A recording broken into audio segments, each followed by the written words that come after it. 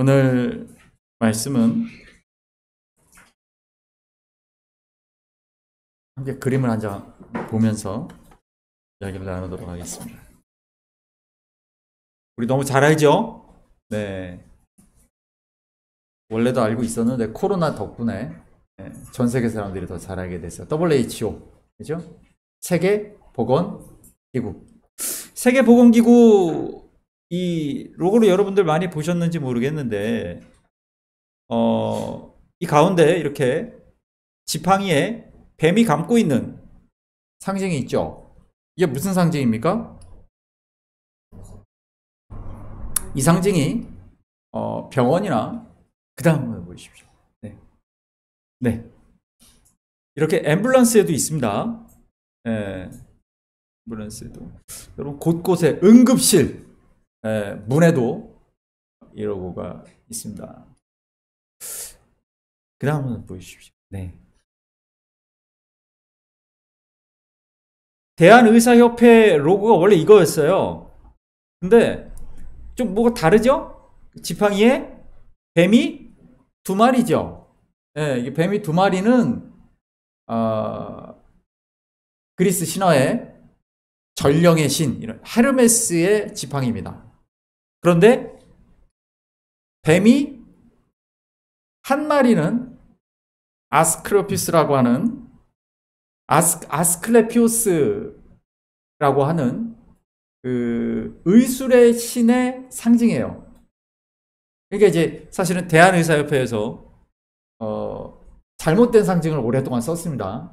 왜 그러냐면 이게 미국 의무병과 그 마크가 이건데 미군의 우리나라가 원래 미국의 영향을 많이 받잖아요. 그러니까 오랫동안 바꿔야 된다 라고 했는데 안 바꾸다가 10년쯤 전에 바꿨습니다.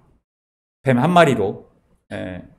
현재 대한의사협회 로고는 뱀이 한 마리입니다. 그 다음 보여주십시오. 네. 아까 말씀드렸던 아스클레피오스, 의술의 신. 의술의 신이 감고 있는 지팡이에 이렇게 뱀이 있죠. 그리스 신화 내용 중에 이렇게 뱀이, 죽어가는 뱀에게 어떤 뱀이 와서 풀을 그 뱀의 입에 넣어줬더니 그 뱀이 살았다라는 걸 보고 그 풀을 가지고 이제 약처럼 쓴 그런 신화에서 나온 거기도 하고요. 그리고 원래 전 세계적으로 뱀이 죽지 않는 그런 어떤 불사의 존재로, 왜 그러면 뱀이 허물을 벗잖아요. 허물을 벗고 새로 태어난다.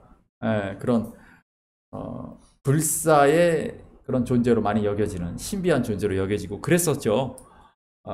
그런 상징이 바로, 그래서 에스클레피오스라는 이 의술의 신이 갖고 있는 이 지팡이가 지금도 의사들의 상징입니다. 의술의 상징이죠. 바로 우리가 너무나 잘 알고 있는 히포크라테스, 의학의 아버지. 의사들이 그죠? 히포크라테스 선서를 하죠. 그러면 이 히포크라테스가 누가 히포크라테스인지 모르면 이 지팡이 뱀이 이렇게 타고 있는 올라가는 지팡이를 들고 있는 사람의 조각이 있으면 이 사람이 히포크라테스입니다. 아니면 아스클레피오스든지. 근데 이 히포크라테스라는 이 사람을 왜 의학의 아버지라고 하는가? 한 500년 전 사람인데 보시면 500년, 2500년 전 사람이죠. 지금으로 치면 2500년 전, BC 460년에 태어났으니까요. 이 사람이 왜 의학의 아버지냐? 이때만 해도 사람들이 병에 걸리면, 병에 걸린 건 내가 죄가 있거나 무슨 신의 시기 질투를 내가 샀거나 해서 신이 벌을 내린 거예요. 그래서 어떻게 하냐? 이 아스클레피온 신전에 가서 제물을 바치고 빌면 이 의술의 신이 병을 낫게 한다라는 믿음으로 살아가던 시대에, 그러니까 지금으로부터 2500년 전에, 그때에 아닌 것 같은데, 병이 드는 이유는 그게 아닌 것 같은데, 라고, 예, 처음, 이제 나중에 이제 히포크라테스의 그런 또 의학적 그런 지식과 그런 원리들을 뭐 사체액설이니 뭐 이렇게 정리를 나중에 하지만, 뭐 몸의 혈액과 뭐 이런 것들의 균형이 깨짐으로 인하여 병에 걸리는 거가 아닐까라는 처음으로 그런 의학적 원리를 이야기한 사람이 바로 히포크라테스이기 때문에 그렇습니다. 병에 걸리면 신한테 가서 빌 게 아니라 어떻게 하라고요? 병을 나을 수 있도록 약을 먹든지, 히포크라테스 학파에서는 주로 이제 피를 뽑았는데, 그런 피를 뽑는다는 거 굉장히 유용했어요 당시에. 열을 내리기도 하고, 몸에 항체를, 몸의 저항을 일으키기도 하는, 뭐 여러 가지 방법들을 무려 2500년 전에 사람들로 하여금 신에게 가서 빌지 말고 의술을 발전시켜서 병을 낫게 해야 된다라고 말했던 사람이기 때문에 오늘날도 의학의 아버지라고 불리는 겁니다. 이 사람이 어디 살던 사람인가? 지도를 보여주시면요. 네, 감사합니다. 여기 보면 로도스 섬이 있습니다. 로도스 섬 옆에 작은 코스라는 섬에서 태어난 사람인데, 이 지역, 이 지역이 그래서 의학이 발달한 지역이 됩니다. 그런데 이 히포크라테스가 태어난 지 한 400~500년 뒤에 태어난 사람이 있죠. 이 지역에 다소라는 지역입니다. 다소라는 이 지역에 살았던 사람이 있죠. 누구냐? 다소에서 태어난 사람? 사도 바울이죠. 사도행전 21장에 보면 바울이 3차 전도 여행을 마치고 돌아오는 길에 이제 그 히포크라테스의 고향인 코스와 로도스를 지나는 이야기가 나옵니다. 사도행전 21장 1절에 나오는데, 이 다소라는 지역이 당시에 사람들이 굉장히 많이 몰려 살던, 여러 가지 산업도 발전을 하고, 뭐 직물 산업이라든가 이런 것들, 지금도 그렇지만 그런 화학 관련된 산업들이 생기게 되면 많은 공해가 발생하죠. 또 여기가 늪지대가 많았어요. 그래서 늪이 많으면 모기가 많아요.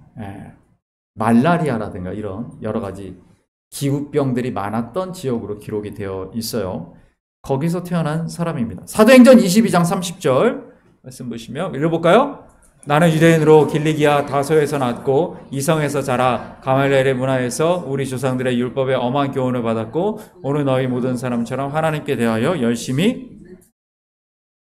그래서 길리기아 다소에서 출생했던 이 바울은 길리기아 다소에서 살던 사람들, 많은 사람들이 어릴 때 말라리아를 앓고 그럼으로 인해서 뇌 쪽에 어릴 때부터 그런 영향을 많이 받아서 간질이라든가 안질이라든가 여러 가지 질병을 평생 지니고 살아간 사람들이 많았다라고 합니다. 그래서 바울도 역시 여러 가지 질병에 시달렸다는 걸 우리는 성경을 통해서 알 수가 있어요. 고린도후서 12장 7절, 8절, 9절 읽어봅니다. 여러 계시를 받은 것이 지극히 너무 자만하지 않게 하시려고 내 육체의 가시 곧 사탄의 사자를 주셨으니 이는 나를 쳐서 너무 자만하지 않게 하려 하심이라. 이것이 내게서 떠나가게 간구했더니 나에게 이르시기를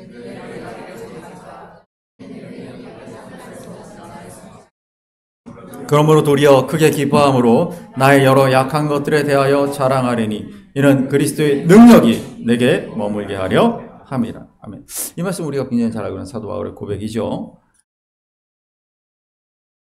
바울 사도는 다소 출신으로서 그런 여러 가지 질병을 평생 몸에 가지고 굉장히 고통 가운데 살았던 사람입니다. 그러나 그럼에도 불구하고 그가 늘 그렇게 하나님께 기도하다가 하나님이 그에게 큰 은혜를 주셨어요. 깨달음을 주셨어요. 뭐냐? 내가 약하기 때문에 온전하여 졌다라는 걸 그가 깨닫게 된 거죠. 병이 낫기를 당시 이 아스클레피오스라는 그 신전, 아스클레피온 신전에 가서 사람들이 제물을 바치고 내 병이 낫게 해주십시오 라고 했을 때 병이 낫지 않으면 어떻게 생각하냐면, 아, 신이 아직도 내 제물이 부족하구나, 내 정성이 부족하구나, 더 제물을 바치고, 아니면 신이 나를 미워하는구나 라고 생각해서 절망하고 그렇게 살든지, 아니면 아까 히포크라테스가 태어난 지 500년 후에 바울이 태어나서 활동을 했기 때문에, 그렇다면 바울의 삶 속에서는 어떤 세상의 어떤 의학 기술로 낫지 못하는 것에 대한 어떤 절망, 그런 것들이 주어질 수도 있었을 텐데, 그는 오히려 하나님 그에게 주신 다른 은혜를 우리에게 이야기합니다.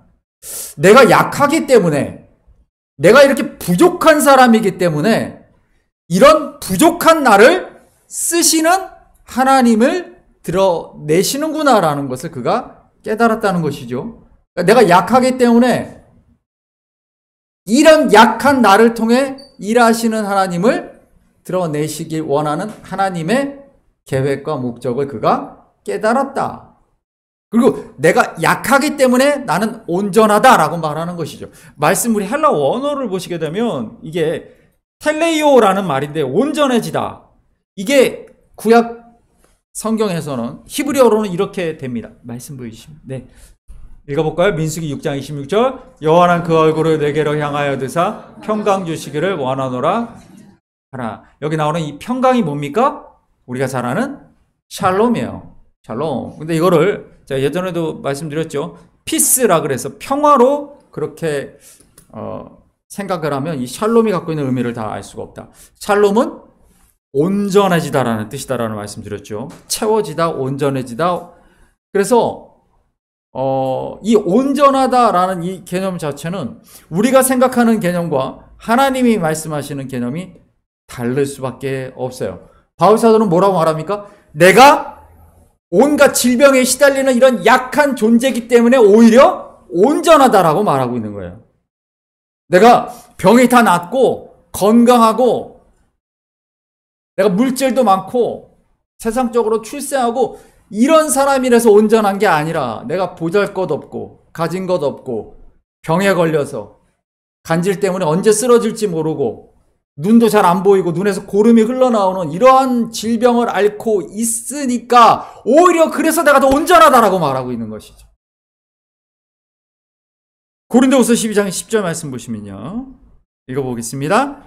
그러므로 내가 그리스도를 위하여 약한 것들과 능력과 궁핍과 박해와 곤고를 기뻐하노니 이는 내가 강함이라. 아멘. 내가 예수 그리스도를 믿음으로 인해서 온갖 고난을 받고 박해를 받고 어려운 가운데 있는데 난 오히려 그걸 기뻐한다. 왜? 내가 이렇게 어려운 가운데 남들이 볼 때는 그렇게 당신이 연약한데 무엇을 할 수 있겠느냐라고 말할 때 이런 나를 통해 일하시는 하나님의 영광이 드러나기 때문에 나는 기쁘다라는 얘기예요. 그러니까 세상에 볼 때 내가 온전하지 않을 수 있지만 하나님 보시기에 하나님의 목적과 계획을 이룰 수 있기 때문에 내가 온전하다라고 말하는 거예요. 내가 약한 것을 나는 기뻐한다라고 말하고 있는 것이죠.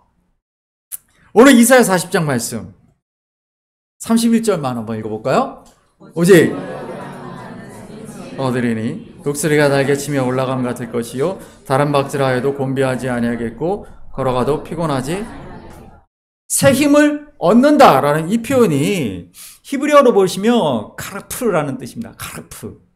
이 카라프라는 말이 얻는다라는 뜻으로 우리 성경에서 번역을 했지만 이게 또 어떻게 쓰이는 단어냐면, 그 다음 보여주십시오. 네, 읽어볼까요? 천지는 없어지려니와 주는 영존하시겠고 그것들은 낡으리니 의복같이 바꾸시면 바뀌려니와. 여기서 바꾼다, 갈아입다 라는 표현인데요, 이것을 히브리어로 카라프라고 합니다. 카라프. 영어는 change라고 여기 번역이 되어 있죠. 카라프. 갈아입다 라는 뜻이에요. 이게 무슨 얘기냐? 하나님은 새 힘을 우리에게 주시는데 그 새 힘이라는 것이 원래 있던 힘을 얘기하는 것이 아니라는 얘기예요. 새 힘을 주신다라는 얘기는 뭐냐면 세상이 알 수 없는, 내가 생각할 때 내가 예상하고 내가 기대했던 것과 다른 힘이라는 뜻이에요. 네. 그 힘으로 내가 갈아입는 거예요. 갈아입는 것.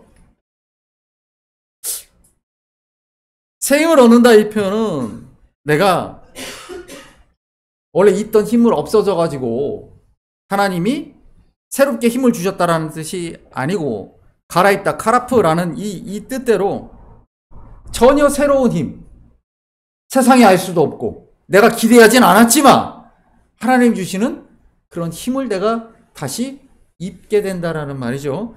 바로 에베소서 4장 22절에 우리는 이 말씀을 통해 그 의미를 깨달을 수 있습니다. 읽어봅니다. 너희는 썩어져가는 모습을 따르는 옛사람을 벗어버리고 오직 너희의 심령이 새롭게 되어 의와 진리의 거룩함으로 지으심을 받은 새 사람을 입으라. 아멘.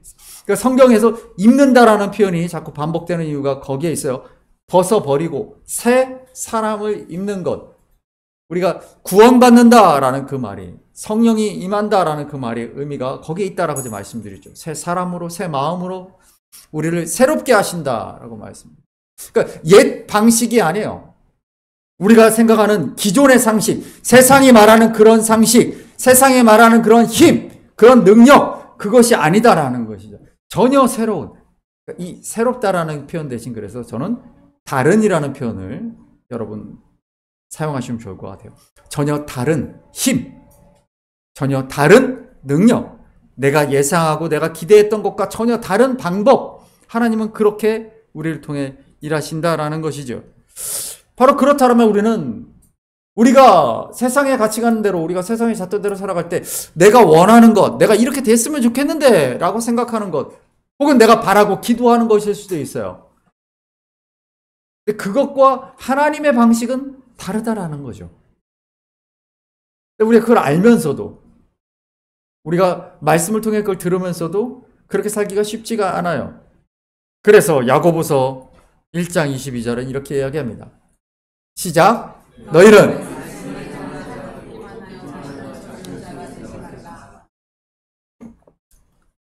우리가 세상의 방법과 하나님의 방법은 다르다라는 얘기를 수없이 말씀을 통해 듣지만, 그러나 그럼에도 불구하고 여전히 세상적으로 성공하고 세상적인 가치관대로 세상적으로 복받는 삶을 우리가 버리기가 쉽지가 않아요. 그러다 보니까 오늘날 한국교회는 하나님 중심의 교회가 아니라 나 중심의 신앙을 가르치는 그런 교회들이 됐죠. 예전에 저는 그것을 번영신학이라고 표현을 해드렸어요. 휴스턴의 레이크우드 교회 이야기를 하면서 기억하실 겁니다. 하나님은 더 이상 내 삶의 주권자이기보다는 내 문제를 해결해주는 도구가 되어버린 거예요. 무슨 문제가 생겼어? 그럼 하나님께 기도해. 하나님이 해결해 주실 거예요. 예배는 소비자가 원하는 은혜로운 프로그램이 됐고, 신앙생활은 내게 유익이 있을 때만 유지되는 선택적인 관계가 됐어요. 어느 교회의 예배가 더 은혜로운가 찾아다닙니다. 그래서 교회들은 우리 교회는 이런 것이 있고 이런 것이 있다라고 자랑합니다. 여기 와서 소비하라고 말하죠. 신앙을 상품화하고 교회를 종교 소비 시장으로 전락시켰습니다. 그러나 신앙은 그런 게 아닙니다. 성경은 우리를 종교 소비자가 아니라 소명자가 되라고 말씀하고 있기 때문입니다.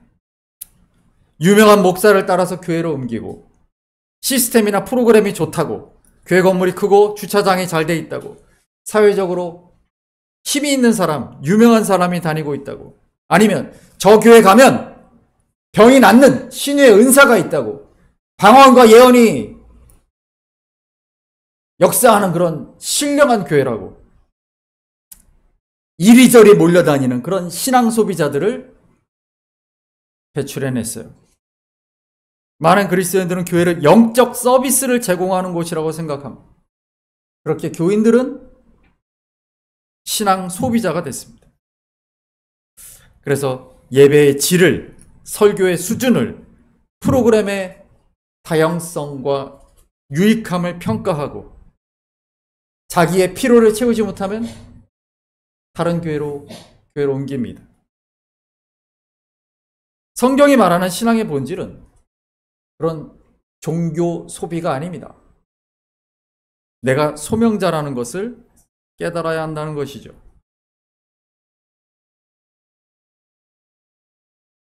창세기 12장 2절 말씀 보시면요. 잘 아는 말씀이죠. 읽어봅니다. 내가 너로 큰 민족을 이루고 내게 복을 주어 내 이름을 창대하게 하리니 너는 복이 될지라. 아멘. 여기서 복, 명사로는 축복, 우리가 복이라고 하는 바라크지. 이걸 동사로 하면 무릎을 꿇다라는 말이다 라는 말씀이었습니다. 너는 복이 될 것이다. 너로 인하여 만민이 복을 받을 것이다. 너로 인하여 만민이 하나님 앞에 무릎을 꿇을 것이다.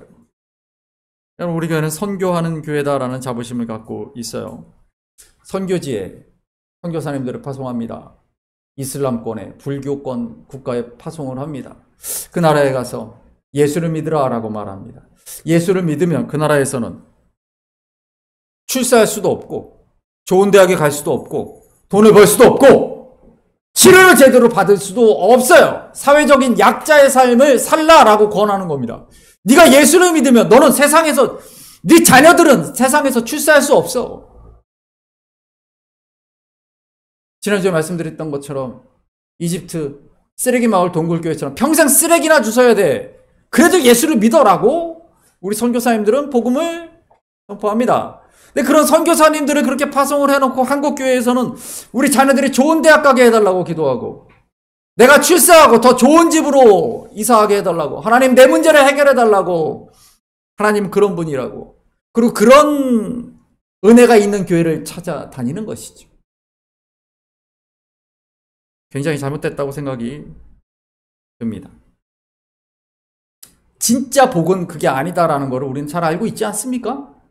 바울이 깨달았던 그 깨달음을 우리는 알고 있지 않습니까? 우리는 말씀을 알고 있지만 우리는 왜 그렇게 살지 못할까요? 왜 한국교회는 자꾸 종교 소비 시장으로 변하면서 우리 교회로 오세요, 우리 교회에 와서 소비자가 되세요라고 부를까요? 예레미야 1장 5절 말씀도 한번 읽어보겠습니다. 내가 너를 모태에 짓기 전에 너를 알았고 너를 성별하였고 너를 여러 나라에, 아멘. 이미 너를 알았고 너를 세웠다라고 말씀하셨습니다. 베드로전서 2장 9절입니다. 그러나 너희는 택하신 족속이요 왕같은 제사장들이요 거룩한 나라요 그의 소유가 된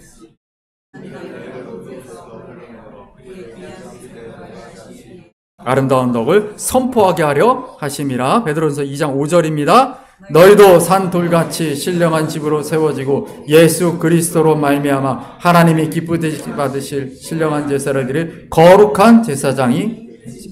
로마서 12장 1절입니다. 그러므로 형제들아 내가 하나님의 모든 자비하심으로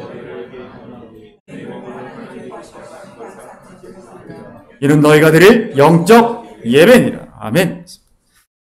드리라. 제물로 드리라.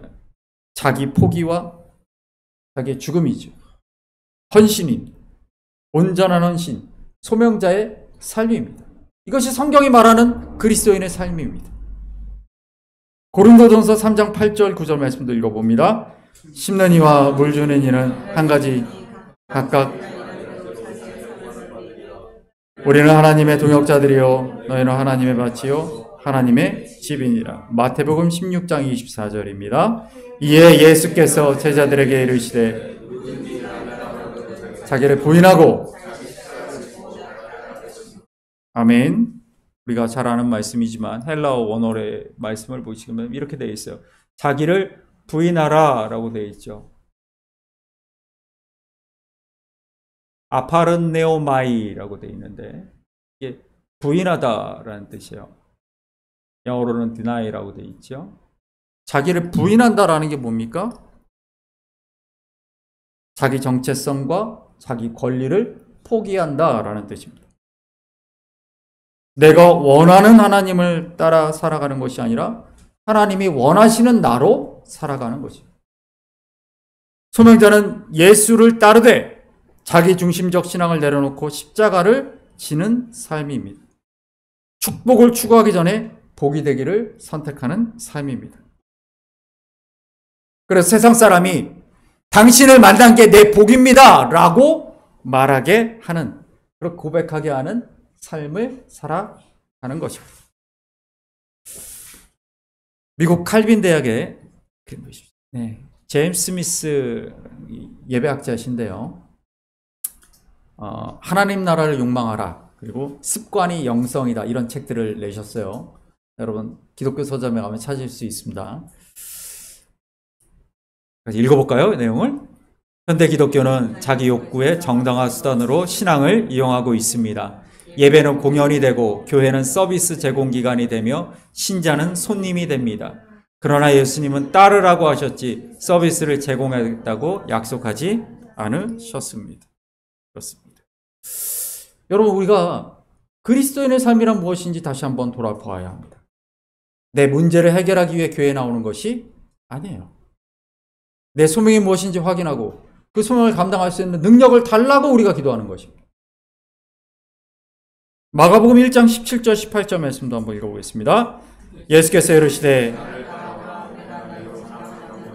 그게 곧 그물을 버려두고 따르니라. 아멘. 우리 김윤진 학생이 함께 부르자라고 우리 2주 전에 추천해 주어서 우리 함께 베드로의 고백이라는 찬양을 하나님께 올려드린 적이 있어요. 베드로의 고백이라는 그 가사가 그런 거 아닙니까? 우리는 더 이상 하나님을 이용하는 소비자로 살아가서는 안 됩니다. 하나님께 붙들린 사람, 하나님이 우리를 사용하시는, 하나님 나라를 위해 보냄받은 소명자로 살아가야 할 줄 믿습니다. 소비자는 유익이 없으면 떠나지만 소명자는 고난 중에도 남습니다. 소비자는 감정으로 움직이지만 소명자는 진리로 살아갑니다. 소비자는 자기 유익을 추구하지만 소명자는 하나님의 영광을 추구합니다. 로마서 1장 1절 말씀 한번 읽어볼까요? 예수 그리스도의 종 바울은 사도로 부르심을 받아 하나님의 복음을 위하여 택정함을 입었습니다. 우리는 모두 하나님의 택함을 받은 사람들이죠. 우리 갈라디아서 2장 20절 말씀 한번 읽어봅니다. 내가 그리스도와 함께 그런즉 사시는 것이라. 이제 내가 육체 가운데 사는 것은 나를 사랑하사 나를 위하여 자기 자신을 버리신 하나님의 아들을 사는 것이라. 우리 세례를 받았던 우리 지체들이 제가 이 말씀을 꼭 기억하고 말씀대로 살라고 제가 권면드렸었죠. 내가 사는 것이 아닙니다. 나를 위해 사는 것도 아닙니다. 내가 하나님을 이용하는 것이 아니라 하나님이 나를 사용하시도록 드려야 합니다.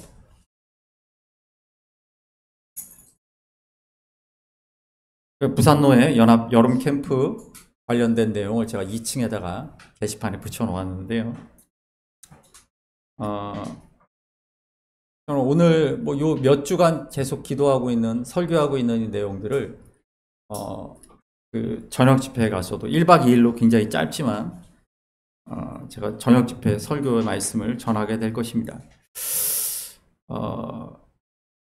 우리가 여름 행사를 우리 학생들도 가게 되는데, 그런 행사들을 가게 될 때 가장 중요한 게 뭡니까? 소비자의 눈으로 봐서는 안 돼요. 이 집회를 가는 게 우리 학생들에게 도움이 될까? 이 훌륭한 목사님 오시네? 이런 프로그램이 있네? 여기 가면 유익하게 있겠네? 여기보단 이게 더 좋겠네? 저 교회 가면은 이런 장점이 있고, 이런 교회는 이런 장점이 있네?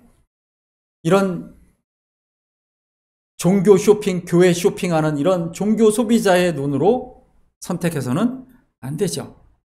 소명자의 시각으로 우리는 바라봐야 합니다.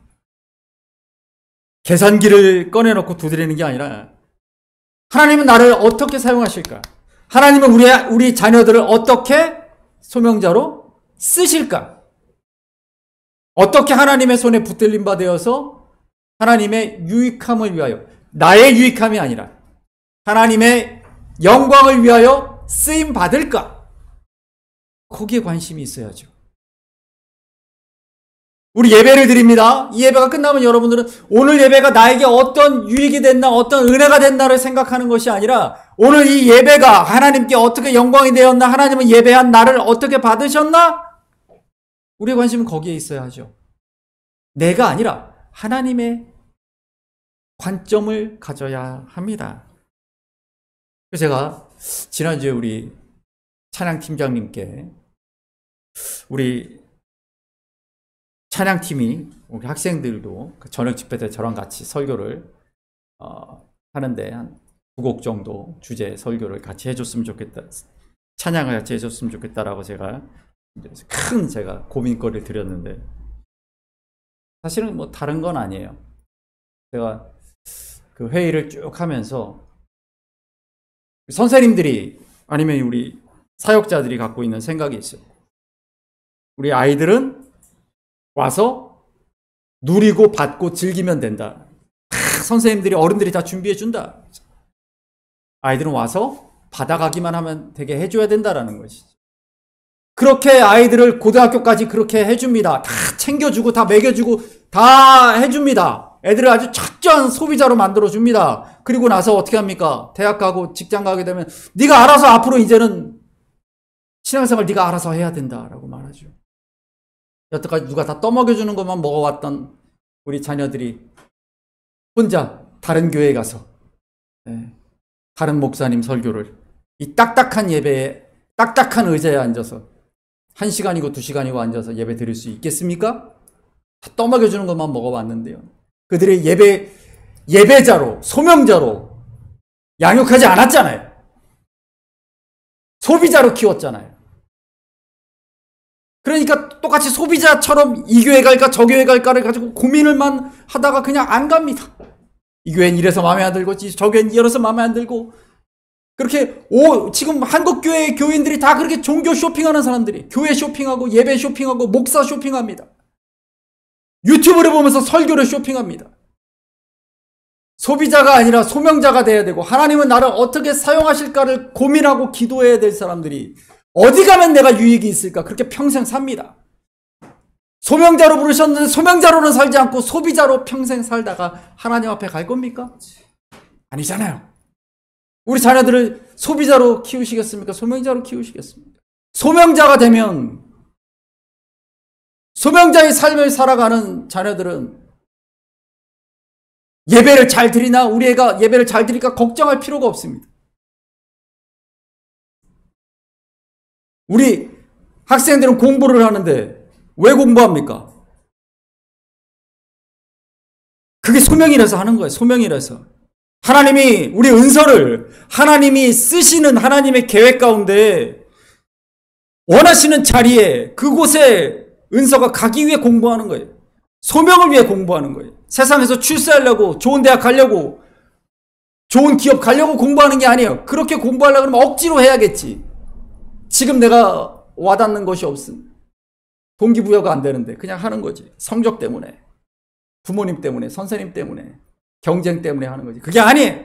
공부하는 이유는 소명 때문에 해야 돼. 우리의 모든 삶이 소명 때문에.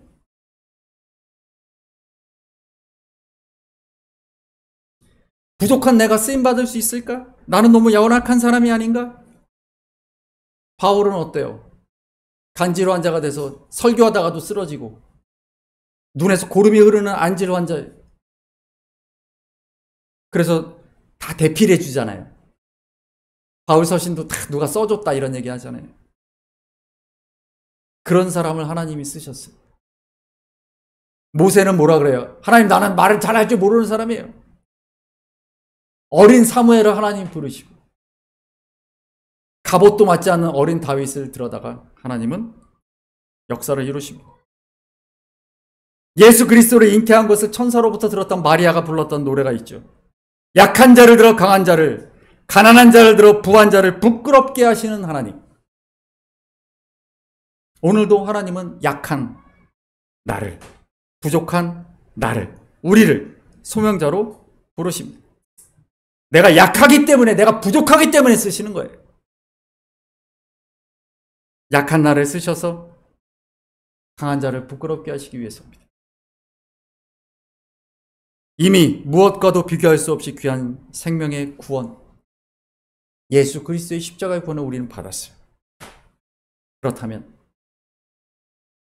그 소명을 받은 소명자로서 이제 소비자가 아니라 이게 우리에게 더 도움이 될까? 이게 아니라 나는 어떻게 하나님께 도움이 될까? 어떻게 내가 하나님께 쓰일까? 소비자 신앙을 넘어 부르심을 실천하는 소명자 신앙으로 나아가시는 저와 여러분 되시길 간절히 소망하며 축원합니다. 여러분 가지고 계신 주보에 찬양